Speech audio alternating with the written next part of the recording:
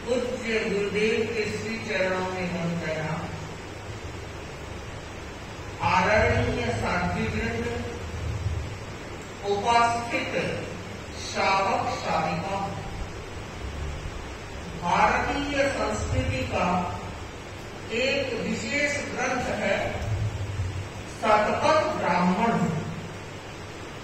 और उसमें उल्लेख प्राप्त होता है कि ऐश्वर्य किसको प्राप्त होता है, समृद्धि किसको प्राप्त होती है। वहां कहा गया इंद्र इच्चरथ सखा। इंद्र का अर्थ होता है देवलोक का ही इंद्र नहीं, इंद्र शब्द का अर्थ होता है ऐश्वर्य। तो इंद्र इच्चरथ सखा, ऐश्वर्य है जो गतिशील होता है, उसका ऐश्वर्य सखा होता है, मित्र होता है। इसका अर्थ जिस जिंदगी में, जिस व्यक्ति में, जिस परिवार में, जिस संगठन में, जिस समाज में, जिस राष्ट्र में पराक्रम होता है, पुरुषार्थ होता है, गतिशीलता होती है, वह व्यक्ति समाज जो भी इसके साथ में जोड़ दिया जाए वह समृद्धि को प्राप्त करता है, ऐश्वर्य को प्राप्त करता है। समृद्धि ऐश्वर्य का नाम लेने मात्र से लोगों के मन में मात्र इस बाह्य धन की स्मृति होती है। यह जो धन है वह भी पराक्रम के बिना नहीं मिलता, आलसी व्यक्ति को प्राप्त नहीं होता, भाग्य में है व्यक्ति के, किंतु यदि वह उचित पुरुषार्थ नहीं करता है तो भाग्य में लिखा भी प्राप्त नहीं होता है। इसलिए उचित पराक्रम किया जाता है तभी भाग्य में लिखा हुआ व्यक्ति को प्राप्त होता है। तो ये बाह्य जो आपकी लक्ष्मी है, धन है, ऐश्वर्य है, वह भी गतिशीलता के द्वारा, पराक्रम और पुरुषार्थ के द्वारा प्राप्त होती है। किंतु ऐश्वर्य धन के साथ व्यक्ति की इज्जत, प्रतिष्ठा, यह भी ऐश्वर्य है। वह भी तब प्राप्त होती है जब व्यक्ति पराक्रमशील बना रहता है, दूसरे का सहयोगी बना रहता है, कोई स्वार्थ में जीने वाला व्यक्ति कभी भी ऐश्वर्य को प्राप्त नहीं करता, सम्मान को प्राप्त नहीं करता। अपना स्वार्थ तो हर व्यक्ति पूरा करता है, न केवल व्यक्ति, पशु पक्षी भी अपने स्वार्थ के लिए जीते हैं, वे भी अपनी संतान का पालन पोषण करते हैं, जैसे भी उनकी विधि होती है। तो ये सारा कार्य तो यदि मनुष्य भी मात्र स्वार्थ तक, अपने अपने परिवार तक ही सीमित रहता है तो उसका घेरा, बहुत दायरा बड़ा नहीं होता, उसका सम्मान भी सीमित क्षेत्र में ही रहता है। किंतु जिसका पराक्रम, जिसका पुरुषार्थ विस्तार को प्राप्त करता है, जो स्वार्थ के साथ में, परार्थ के साथ में भी जुड़ता है, तो वह व्यक्ति इज्जत और सम्मान को प्राप्त करता है। तीसरा एक सौंदर्य है, भीतर का सौंदर्य, जो स्वार्थ में भी जीता है, परार्थ में भी जीता है, किंतु इससे ऊपर उठ करके परमार्थ की कैटेगरी में भी जाता है, वहां पर पुरुषार्थ करता है, तो वह इस भीतर के इंद्र को प्राप्त करता है। इंद्र है आत्मा, उस भीतर के सौंदर्य को प्राप्त करता है। तो इन सब की प्राप्ति का एकमात्र उपाय यह होता है कि सबसे पहले व्यक्ति संकल्प करे कि मुझे अपने लक्ष्य को प्राप्त करना है, क्योंकि जब तक लक्ष्य की निर्णयात्मकता स्थिति व्यक्ति के मन में नहीं होगी तो उसकी गति कुछ फल देने वाली नहीं होती। निर्धारण हो कि मेरा लक्ष्य यह है, मुझे वहां पहुंचना है। आज महिला मंडल की बहनों ने शपथ ग्रहण की है। उन्हें भी अपनी यात्रा का प्रारंभ लक्ष्य के साथ में करना चाहिए। लक्ष्यहीन यात्रा, लक्ष्यहीन क्रियाशीलता उस विशेष रिजल्ट नहीं देती है। इसलिए चाहे कोई वो संगठन हो, चाहे कोई भी हो, सबसे पहले व्हाट इज माई डेस्टिनेशन, मेरा लक्ष्य क्या है, मुझे कहां पहुंचना है, और उस निर्धारण के बाद व्यक्ति को संकल्प भी करना है। लक्ष्य निर्धारण कर लिया, बहुत बड़े ख्याली प्लान सजा लिए, ऐसा करना है, ऐसा करना है, क्योंकि हमारा माइंड में पूरी बातें करने से तो क्या होता है। यद्यपि कल्पना करना, प्लानिंग करना भी आवश्यक होता है। विदाउट प्लानिंग भी काम नहीं चलता है। प्लान करना आवश्यक होता है। आगम साहित्य के जगह जगह आता है कि एकत्व मुझे, जब आपने लक्ष्य का निर्धारण कर लिया है तब एकत्व हुए, बस एक ही अग्र आपके सामने हो, एक ही आलंबन आपके सामने हो कि मुझे वहां पहुंचना है, वैसा संकल्प भी होना। परंतु जी गुरुदेव श्री तुलसी ने एक बड़ी महत्वपूर्ण त्रिपदी दी थी कार्य की सफलता के लिए। मैं उसका उल्लेख अनेक बार किया करती हूँ, परंतु जो गुरुदेव श्री फरमाया करते थे, यदि जीवन में सफलता प्राप्त करनी है तो उसका पहला स्टेप है चिंतन। उस पर विचार करो। इसका अर्थ वो मानसिक स्तर पर शुरू होता है। चिंतन की स्थिति कहाँ बनती है? मानसिक स्तर पर बनती है। तो पहले मानसिक स्तर पर वह कल्पना उस चिंतन के साथ में जुड़ो, क्योंकि कहा भी जाता है संकल्प जा सृष्टि। जितना भी पहले आप देख रहे हैं विकास, सबसे पहले कहाँ पैदा होता है? व्यक्ति के दिमाग में पैदा होता है, संकल्प में पैदा होता है, चिंतन में पैदा होता है। तो पहले चिंतन करो लक्ष्य निर्धारण के बाद कि अब मुझे कैसे कैसे करना। उसके प्लस माइनस सारे पॉइंट्स को देखो और उसके बाद में निर्णय करो ऐसा करना है। दूसरा स्टेप होता है चिंतन के बाद निर्णय कि अब हमें यह कार्य करना है। और चिंतन भी बहुत अच्छा कर लिया, उसकी फाइल को देख, वाह कितनी अच्छी परिकल्पना है, ऐसा कहा जा सकता है। निर्णय कर लिया कि यह कार्य हमको करना है। आगे जब भी कोई नए व्यक्ति आते हैं पद पर, वे व्यक्ति अपनी कार्य योजना बनाते हैं, वो सारा चिंतन करते हैं, सारी बातें करते हैं, निर्णय करते हैं। परंतु जो गुरुदेव ने कहा तीसरा स्टेप जो बड़ा महत्वपूर्ण है, क्रियान्वयन, एप्लीकेशन। आपने जो चिंतन किया है, निर्णय किया है, वह कार्य रूप में परिणित होना चाहिए। और कार्य रूप में परिणित होता है तभी वो दिखाई देता है। पूरे चिंतन और निर्णय के स्तर पर कुछ भी दिखाई नहीं देता। वो कैसा होना चाहिए? कार्य रूप में परिणित होना चाहिए।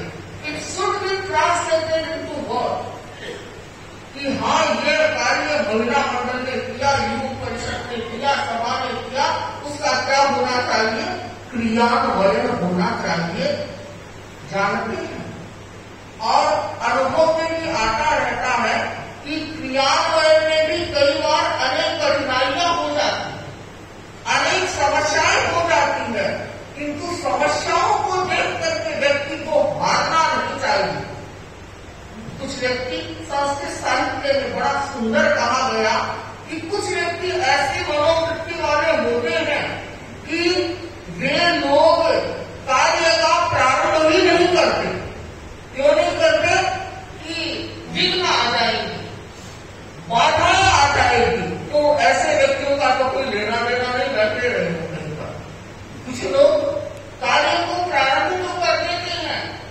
विघ्न आने के बाद में उन कार्यों को बीच में ही छोड़ देते हैं। ऐसे व्यक्ति भी अच्छे नहीं माने जाते। उनको क्या माना जा सकता है? पलायनवादी। आई कठिनाई और भाग गए। कठिनाई को टैकल करने वाला व्यक्ति सोच समझ के कार्य को प्रारंभ करे, और अब कोई कठिनाई आती है तो उस कठिनाई को जूझने की शक्ति भी व्यक्ति के पास में होनी चाहिए। चाहे वो व्यापार की स्थिति हो, चाहे परिवार की स्थिति हो, चाहे किसी संगठन की स्थिति हो, हर व्यक्ति के भीतर में वैसी शक्ति रहनी चाहिए और उसकी यह एक पॉजिटिव सोच भी होनी चाहिए कि जहां समस्या होती है वहां समाधान भी होता है। जरूरत इस बात की होती है कि हमें समाधान को देखने वाली आंख को खोलने का अभ्यास करना चाहिए। हमारी आदत क्या हो गई है कि हम मात्र समस्या को देखना जानते हैं, उसका समाधान ऐसा हो गया, ऐसा हो गया, अरे हो तो गया, अब इसका सॉल्यूशन क्या हो सकता है, उसकी ओर हमारा ध्यान जाना चाहिए। प्रकृति का ये नियम है, यदि विकास के, उन्नति के सारे दरवाजे बंद हो भी गए हैं तो याद रखना कि कोई न कोई झरोका जरूर खुला हुआ, कोई न कोई झरोका जरूर खुला हुआ है। किंतु हमारी आदत क्या है? उस खुले झरोके की तरफ जो छोटा सा होता है उस पर ध्यान नहीं जाता। जो बड़े बड़े दरवाजे खिड़कियां बंद हो गई है वहां आपको चारों ओर से क्या हो गया है? बंद ही बंद हो गया है, रास्ता ही नहीं है। जरूरत इस बात की है, रास्ते को देखने वाली दृष्टि का उद्भव होना चाहिए। जब माउंटबेटन नौसेना में भर्ती होने वाले थे और नौसेना में भर्ती होने के लिए उन्हें इंटरव्यू देना था। हर चीज के लिए भी, आजकल छोटी छोटी चीज के लिए भी क्या होता है? इंटरव्यू होता है। और वो तो सेना की बात थी, सेना में जाने के लिए तो बड़ा प्रशिक्षण होता है। और इंटरव्यू की जब स्थिति आई और नौसेना क्योंकि जल के साथ में, समुद्र के साथ में जुड़ी हुई है, इंटरव्यू लेने वाले व्यक्ति ने माउंटबेटन पास में बैठे इंटरव्यू देने के लिए आए हैं और लेने वाले अफसर ने पूछा कि बताओ युवक, नौजवान, तुम नौसेना में भर्ती हो रहे हो? कि हाँ सर, मैं नौसेना में भर्ती होने के लिए यहाँ आया हूँ। समुद्र में तुम्हें रहना होगा, बताओ यदि समुद्र में तूफान आ गया तो तुम क्या करोगे? और उसने बड़े शांत भाव से कहा, सर मैं लंगर डालूंगा। नौका में विहार यात्रा करता हुआ तूफान आ गया समुद्र में तो मैं क्या डाल दूंगा? लंगर डाल दूंगा। वापस पूछा, मान लो उसी यात्रा करते करते दूसरा तूफान आ गया, तब क्या करोगे? तब का लंगर डालूंगा। तीसरा, चौथा, पांचवा, वो कहता जा रहा है यह तूफान आ गया, यह तूफान आ गया, तो वो क्या कह रहा है? मैं लंगर डाल दूंगा। 7 बार प्रश्नकर्ता ने यही प्रश्न पूछा कि तूफान आ गया तो क्या करोगे? और उसने बड़े शांत भाव से बिना उत्तेजित होते हुए एक ही उत्तर दिया कि सर मैं लंगर डाल दूंगा। अब इंटरव्यू देने वाला उत्तेजित हो गया, अरे इतने लंगर तुम्हारे पास में आएंगे कहां से? उसने कहा, सर जितने तूफान जहां से आएंगे उतने लंगर भी वहां से आते हैं। ध्यान दे बंधु, जहां से समस्या आती है वहां से क्या आता है? समाधान आता है। किंतु क्या कभी देखने की कोशिश की? समाधान विचलित हो जाता है आदमी। जरूरत इस बात की है विचलन में न जाए, समस्या को समाधान खोजने का प्रयत्न करें। और यह भी हर व्यक्ति को संकल्प लेना चाहिए कि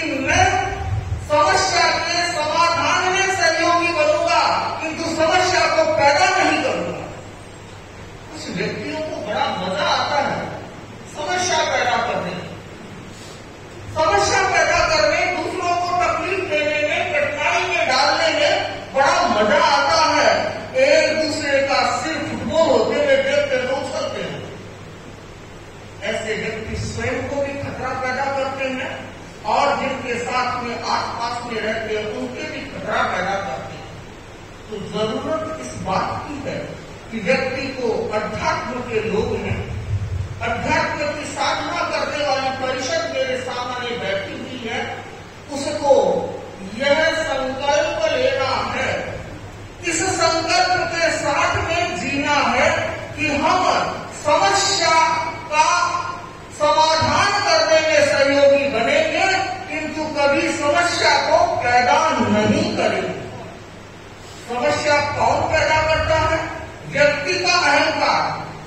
अरे मेरे को पूछा ही नहीं, मेरी सलाह ली नहीं, ऐसा किया ही नहीं, ऐसा काम कर दिया, और वो बात का जवाब बदल में बना देते हैं कि होता होता अच्छा काम क्या हो जाता है।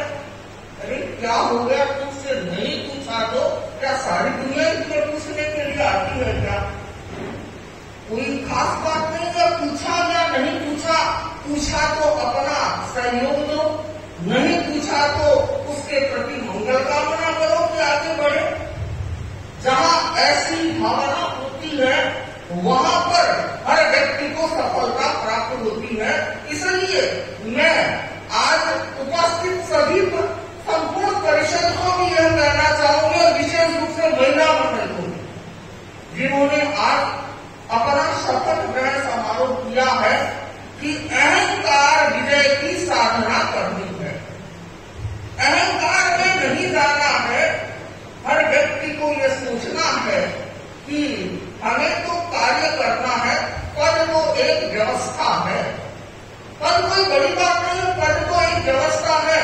आज तक अनिता गुड़िया अध्यक्ष पद पर कार्य कर रही थी, हम आए थे तब से अनिता थी, अच्छा अपना कार्य कर रही है, और जब समय पूरा हुआ, क्योंकि हमारी ये भी संगठनात्मक व्यवस्था है, अब कविता आशा इस पद पर आ गई है, इसकी टीम इसके साथ में आ गई है, अब इसको कार्य करना है। अनिता से पहले भी कोई पद पर थे, कविता से आगे भी कोई पद पर आने वाले हैं। यह पद तो हमेशा बदलता रहता है, किंतु श्रावकत्व कभी नहीं बदलता। आप हमेशा श्रावक बने रहोगे, और जिस संगठन के सदस्य हो उसके कार्यकर्ता आप बने रहोगे, भले कार्य समिति में हो या न, आप कार्यकर्ता रूप में रहते हो। तो मैं यह भी विशेष प्रेरणा देना चाहूंगी कि हमारा ये तो चाहे महिला मंडल है, चाहे सभा है, चाहे युवक परिषद है, वह पूरा सामाजिक संगठन नहीं है, वह आध्यात्मिक और सामाजिक संगठन है। अध्यात्म की बात अवश्य होनी चाहिए, बिना अध्यात्म का संगठन, क्योंकि यह 13 पंथ धर्म संघ के साथ में जुड़ा हुआ है। जब कविता आदि बहनें शपथ ले रही थी तो 13 पंथ धर्म संघ, इस शब्द का क्या हुआ है, प्रयोग हुआ है। तो ध्यान देना है कि आपके संगठन में भी धर्म के भाव रहे, अध्यात्म के भाव रहे, और जहां अध्यात्म के भाव रहते हैं, मुझे लगता है वहां समस्या पैदा करने वाले लोग नहीं होते, वहां समस्या का समाधान देने वाले लोग होते हैं। गलती कहीं भी हो सकती है, सिर्फ भीतर गलती नहीं करता। आपका उद्देश्य उस गलती को उछालना नहीं होता, उस गलती का परिष्कार करना होता है। ऐसे हो गया, हमारा हो गया, अब ऐसा हो गया तो इसको ऐसा कर लेते, तो क्या हो जाएगा, समाधान हो जाएगा। नहीं तो ऐसा हो गया, क्या बन जाता है, वातुर बन जाता है। तो हर व्यक्ति को ध्यान देना है। अब क्योंकि ये नई टीम महिला मंडल की हमारे सामने है, नए उत्साह के साथ, और आप जानते हैं चातुर्मास का जो समय होता है वही विशेष काम करने का समय होता है। जो पढ़े व्यक्ति है उनको तो विशेष जागरूक रहना ही है, क्योंकि जब लीडर लोग, अगुवा करने वाले लोग जागरूक रहते हैं तो पीछे टीम जुड़ती है। उस टीम का भी क्या लेना है, सहयोग लेना है। तो टीम का सहयोग बड़ी इज्जत के साथ, बड़े सम्मान के साथ, बड़े अहोभाव के साथ में लेना है, जिससे कि आगे से आगे का जो है वो बढ़ता चला जाए। और अब चातुर्मास का हमारा समय चल रहा है, तपस्याओं का क्रम भी आगे बढ़ रहा है। मुझे प्रसन्नता है, अनेक तपस्वी भाई बहन क्या बढ़ रही हैं, आगे बढ़ रही हैं, जिनके भी मैंने जैसा कहा 28 और 28 से ऊपर की जिनके तपस्या हो, वे लोग, उनके लिए हम लोग साथियां प्रवचन में गीत का श्रृंगार करेंगी, उनके लिए कुछ पद्यों का निर्माण करेगी। तो जिस दिन अगले दिन जब आपको आना है, उससे 1-2 दिन पहले आप अपने नाम और परिवार के नाम साथियों को दे दें, जिससे कि वो अपने गीत की रचना करने में सुविधा हो जाए। 15